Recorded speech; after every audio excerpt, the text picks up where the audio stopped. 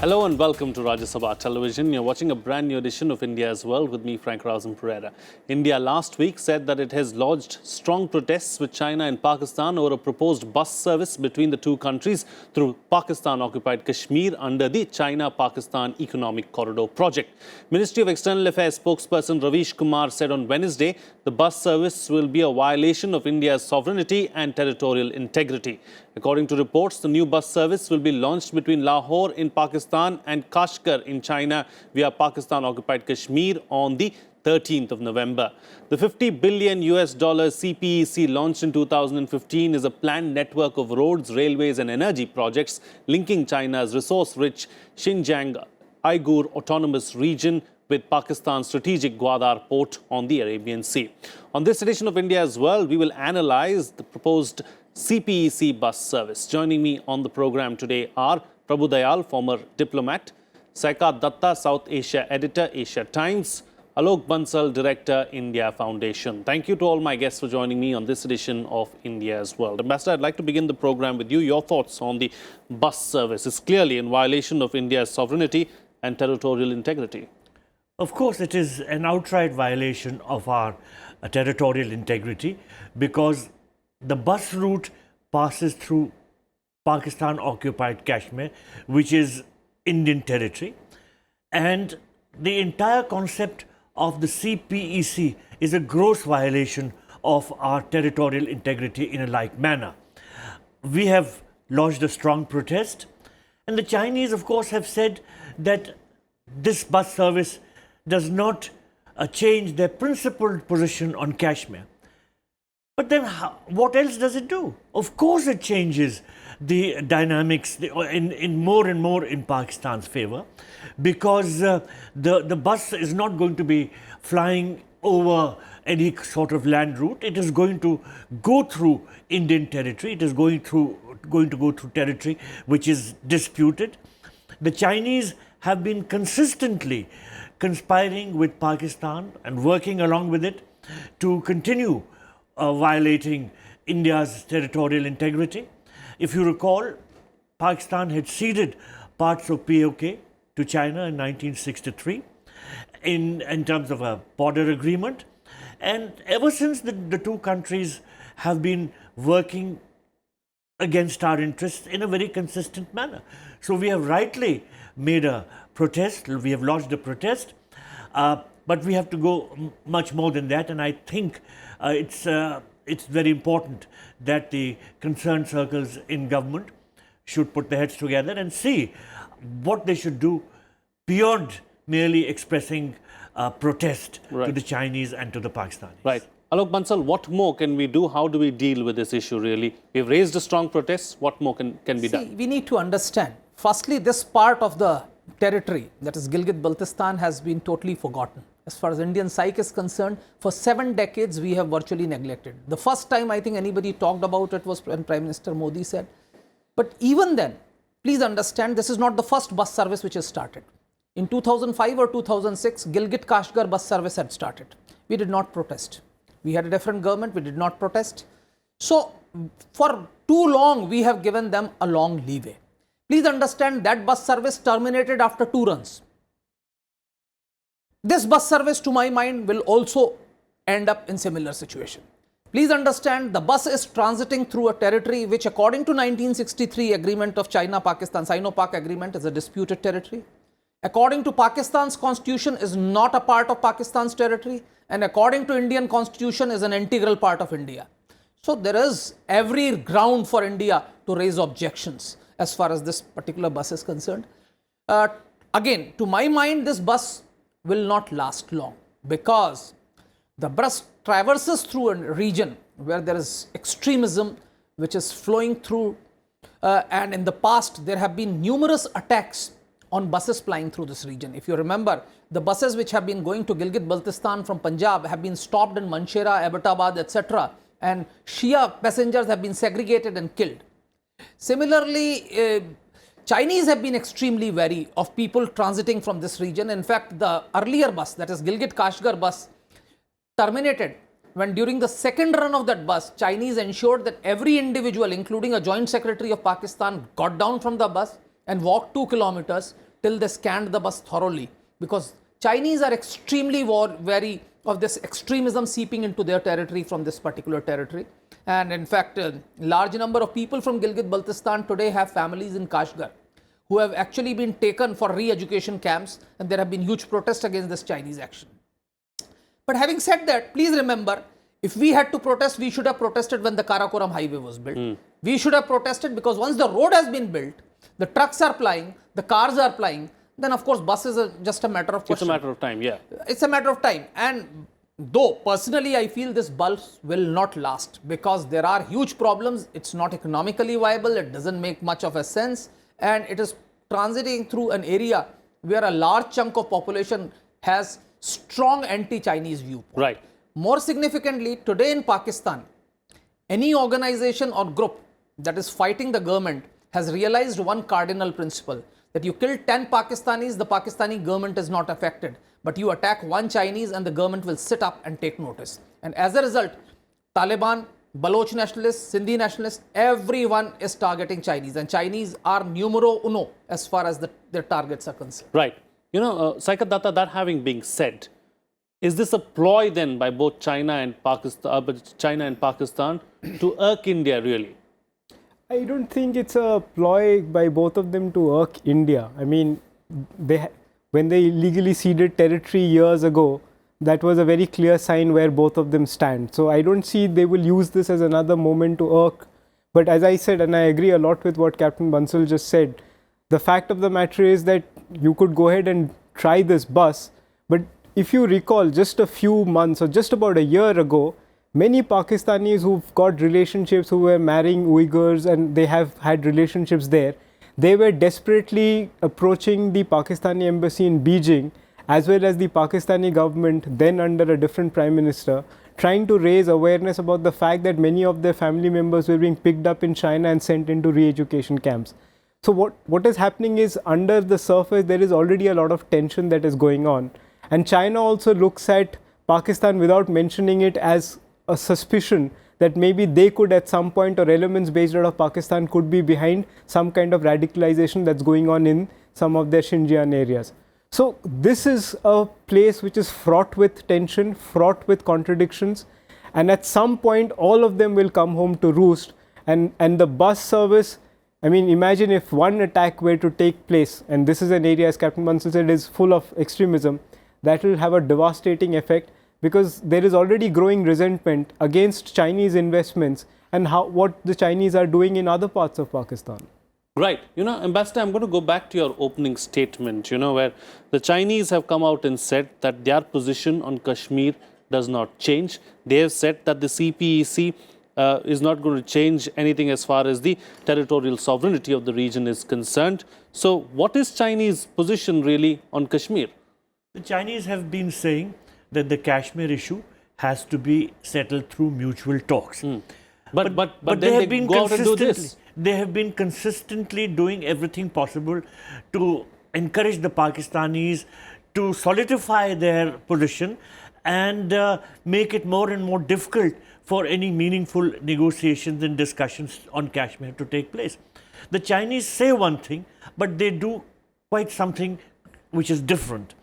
To touch on this issue which was mentioned about India not having protested earlier in 2005 when an earlier bus service was started, I think we have been consistently making it known to the Chinese that we strongly oppose all their activities which are taking place in that part of the state of Jammu and Kashmir, which is under Pakistan's illegal occupation.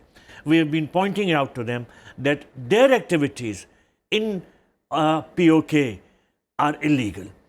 It's another matter that the Chinese don't seem to really do anything which would indicate that they have regard for our sensitivities. The Chinese say one thing, as I said earlier, and do quite the opposite. And I am strongly of the view that we have to go beyond registering protests and trying to see how we can make our displeasure known more meaningfully. And there what, are many what are ways. some of those options that There we are can many possibly ways use? we can do that. Whether we are prepared to do so right now or not is another matter. But it does stand to reason that we must do everything possible to make it known to the Chinese that this sort of thing is completely distasteful. Of course, I agree with Mr. Bansal that like the earlier bus service, this might also peter away because the Chinese may find that it doesn't really serve much purpose. In fact, it might bring in Islamic extremism into their Muslim province. Nonetheless, they have not shied away from doing whatever it takes to irk us, to offend us. They know very well that this sort of thing is not going to be at all tolerable to us, but they have proceeded nonetheless. And I think that whether we do it now or whether we take our time, but we should go beyond merely registering protests and taking some meaningful action to translate our sense of displeasure into some more concrete activity. Right. Captain Bansal, you know, how can China, on one hand, claim that, you know, its cooperation with Islamabad really does not have anything to do with the Kashmir dispute? On the other hand, you have the CPEC passing right through POK. This is actually ironical. In fact, I have been telling Chinese, because very often when you discuss with them in track 2 dialogues, they tend to tell, we accept that this is a disputed region, it's purely an economic venture.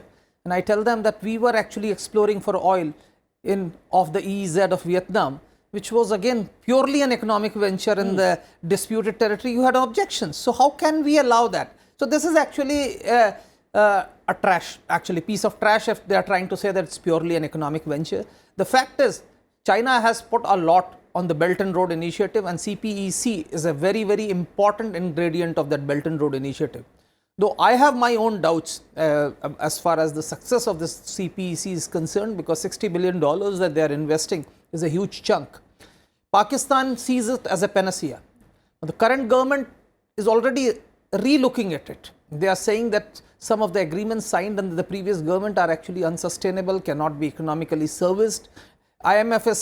Pakistan has already gone to IMF seeking loan. In fact, just yesterday, the foreign exchange reserves of Pakistan were declared. $7.7 billion, one of the lowest figures that they have reached.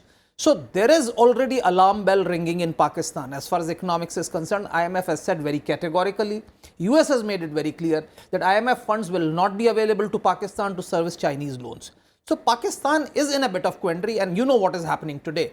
In fact, what has been happening for last few days is that ever since that judgment has been given, there have been uproar and turmoil in Pakistan. So this is sort of radicalization which China has to guard against. So any bus transiting through this territory actually brings back. Regrettably, what has happened in India is that Gilgit-Baltistan has been beyond our visual horizon. Actually, we have actually not bothered about this area for so long.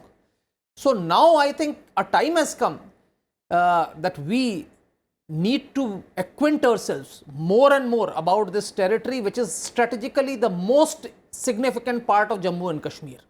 Please remember, whenever we say Jammu and Kashmir is a strategically located region, it is not the Kashmir Valley which is strategically important, it is Gilgit-Baltistan which is the most strategically important part of Jammu and Kashmir. Regrettably, there has been all-pervasive ignorance about this region. I think we need to learn about this because the people of this region take pride in their pre-Islamic culture. And they have been looking at India to provide them succor. And it's an area which is full of rich heritage, cultural heritage, and of course very rich in mineral resources. Incidentally, pre-1947, the smaller principalities in this particular region used to pay their taxes to Maharaja of Jammu and Kashmir in terms of gold dust, because the rivers here had actually gold. So they would extract gold dust from there, and the taxes to Maharaja used to be paid in gold, every annual tribute which they used to pay. So it's a rich region and got huge, enormous scope for tourism, hydropower, everything. And for some strange reasons in the past, we have not asserted our sovereignty over this region as much as we should. Right. I think now the time has come when China is trying to make deep inroads into this region, that we must assert our claims and indicate it to China that this is unacceptable. Absolutely. Talking about rivers, a lot of water has flown under the bridge as far as this particular region is concerned, Saikat Datta. Is it too late really to take corrective measures, corrective action as far as Gilgit-Baltistan is concerned? So let me just address another question that you had posed, that if China constantly says that they accept that this is a bilaterally disputed area and they don't want to change, I mean, they also know where Jaish-e-Mohammed operates, they also know who Asad Masood is, and yet they have always consistently ensured that these entities are never declared or designated as international terrorists, which they are. So you have a situation where they will pay a lot of lip service, but when it comes to anything even remotely substantive, they will constantly pull back and ensure that Pakistan's interests, including their support of and sponsorship of terrorism, is protected. But what are India's options? I mean, this is where a lot of careful deliberation needs to take in. China, we also have to realize, is in a very vulnerable position right now. I mean, the trade war that President Trump and his administration has started has begun to hurt them. And they also have a program called Made in China 2025, which is at the heart of their BRI, which means that they want to continue being the global manufacturers of any component which is there. But what is also happening globally is, earlier we were in an economy 3.0, the industrial revolution was all about outsourcing manufacturing because the transport costs were not very high. But because of what's happening with industrial revolution 4.0, now a lot of economies are beginning to see that because of digitization, because of automation, more and more products can be manufactured back home at lower cost than what it meant for manufacturing in places like China. This is not good news for China, and China already recognizes that. This is a point which India, with what its wherewithal, can actually make a lot of difference. And also, the kind of positioning we make in the South China Sea and other places will make the Chinese understand that whatever they're doing in this region could very well be played back to them in other parts of the world. In other parts, absolutely. The Chinese have invested immensely in the BRI and in CPEC. So, for China, and more importantly, Xi Jinping, what does CPEC or the success of CPEC mean? Well, it means a lot. As you said, they have invested so heavily in this project that its success naturally would reflect on the success of President Xi Jinping. China, very frankly, in strategic terms, is now perhaps Pakistan's only real friend. Pakistan has been referring to China as its all-weather friend. America has at last seen what the reality of Pakistan is. President Trump, in very categorical terms, said that America had given to Pakistan billions of dollars, and in return the Pakistanis only gave them lies and deceit. Europe also has begun to realize that Pakistanis mean trouble. There is a rise of extremism in Pakistan, which tends to get exported to other countries, including to Europe. China has remained alongside Pakistan and helped it considerably. As Mr. Bansal very rightly said, Pakistan's foreign exchange reserves are now down to a little over $7 billion, which is about the same as small banana republics in Central America. It is China which has been giving bailout packages. The Saudis, of course, recently, because of geostrategic considerations, also have helped out Pakistan. But in the longer term, the Chinese have invested so heavily that they would remain committed to continuing to help this friend of theirs. Of course, the Chinese will sooner or later realize that this economic corridor can bring trouble to themselves. As Mr. Bansal mentioned, during that bus, the first bus that went, every single Pakistani was screened very heavily. The fact is that the Chinese are aware that closer contacts with Pakistan could bring also closer contacts between Pakistani religious extremists and China's own Islamic province. They are wary of that. How long they will take to actually begin to pull out of more economic investment in Pakistan remains to be seen. At the moment, they will perhaps go along because they have already put so much in the Pakistani basket that it would be logical for them to continue going that way. In the longer run, I cannot be a little, I have to be a little pessimistic, shall I say, because the nature of China's western province is such that closer involvement with Pakistan could lead to more trouble in that part of that country. Right, right. Talking about Pakistan, Captain Bansal, you know, what's at stake really as far as the Pakistani establishment is concerned with regards to CPEC? See, Pakistani establishment perceives that CPEC is a panacea for all their ills. And if you see the narrative, they feel all the ills that have been plaguing Pakistan will get cured because of this. And I think slowly that realization is dawning that it's not so. More significantly, psychologically, Pakistan's military establishment takes pride on its linkages with China. Pakistanis talk of the relationship which is higher than Himalayas, deeper than the oceans and sweeter than honey. So they feel that CPEC gives them that connectivity with China. And I think they feel that in case of any crisis, China may bail out. Many of such assertions may eventually turn out to be false, but that's what is the belief. It's only the wiser people in Pakistan who started raising questions, saying that this whole project is detrimental to Pakistan's economic interests and is not going to lead to any great benefits for Pakistan. So there are now issues which are cropping up. Now, the fact is that the buses have started is probably they are looking for greater people-to-people connect.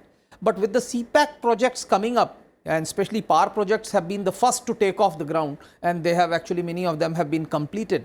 There is a huge Chinese population which has moved into Pakistan. So much so that mainstream Pakistani English newspapers carry out Chinese supplements in their English newspaper in Mandarin at least once a week. And once a week they carry out a news about China, about 4 pages or 6 pages in English. So that much is the influx of Chinese. Now these Chinese with Pakistan's radicalized society are getting into a conflict. There are problems which are going to come up, and how intolerant Pakistan's society is clearly visible with the Asia Bibi judgment and the reaction where people called for judges to be killed and mutiny against the army chief and things like that.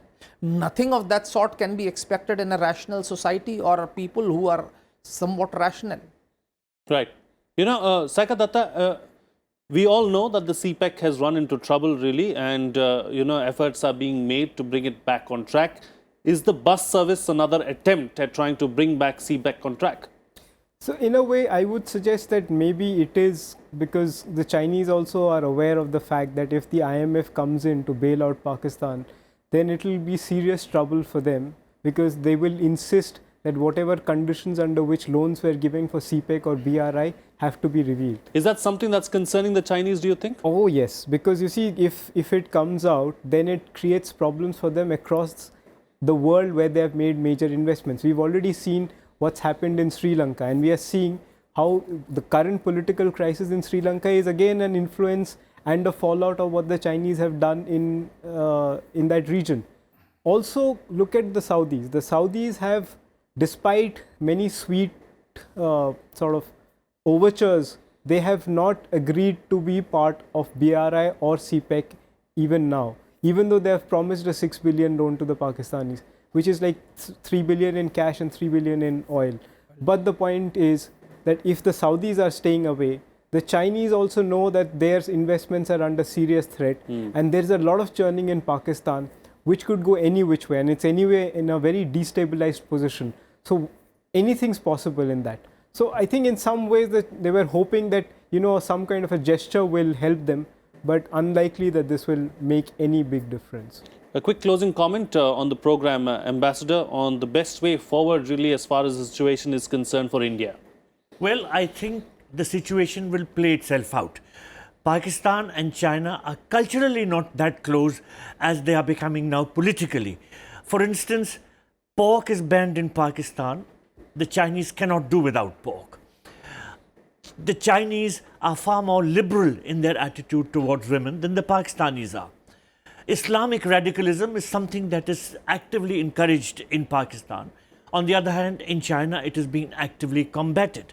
So the two countries will sooner or later find that their closer proximity is bringing about its own set of problems. Right. On our part, we have to be vigilant and register our protest and try to do something more than that in terms of economic relations with China or whatever. We have to put our heads together within our establishment and see what we can do beyond merely registering our protest, because we have been registering our protest for quite some time. Sure. That doesn't seem to do much. Of course, we also have to sensitize international opinion about our misgivings in regard to the China-Pak Economic Corridor, the Karakoram Highway, and now its latest manifestation, this bus service between Lahore and Kashmir. All right. On that note, then, we'll have to call it a wrap on this edition of India as well. Thank you to all my guests for joining me on the program and putting things into perspective for us. We'd like to hear from you as well. You can share your feedback and suggestions with us. Our email ID is indiasworld.feedback@gmail.com. You can also tweet to us using our Twitter handles @FRP09 and @Rajya Sabha TV. That's it from me. See you again next time.